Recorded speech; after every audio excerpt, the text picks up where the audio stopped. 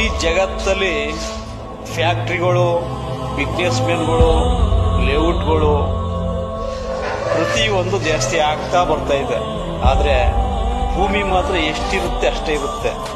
ಇದೇಕೆ ಹೇಳ್ತೀನಿ ಅಂದರೆ, ಎಲ್ಲ ಜಾಸ್ತಿ ಆಯ್ತಾವೆ, ಆದರೆ ಬರ್ತಾ ಬರ್ತಾ ಬರ್ತಾ ರೈತರು ಬೆಳೆಯೋದು ಕಮ್ಮಿ ಮಾಡ್ತಾರೆ, ರೈತರುಗಳು ಕಮ್ಮಿ ಆಗ್ತಾ ಬರ್ತಾರೆ. ಆವಾಗ ನಮಗೆ ದುಡ್ಡು, ಚಿನ್ನ ಪ್ರತಿಯೊಂದು ಸಿಗುತ್ತೆ. ಆದರೆ ಒಂದಂತೂ ತಿಳ್ಕೊಳ್ಳಿ, ತಿನ್ನಕ್ಕೆ ಅನ್ನ ಮಾತ್ರ ಸಿಗೋದು ತುಂಬ ಕಷ್ಟ ಆಗುತ್ತೆ.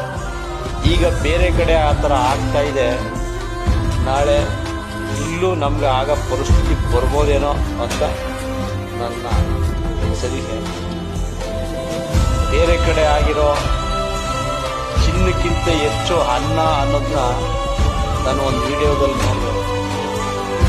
ಆದಷ್ಟು ರೈತರುಗಳು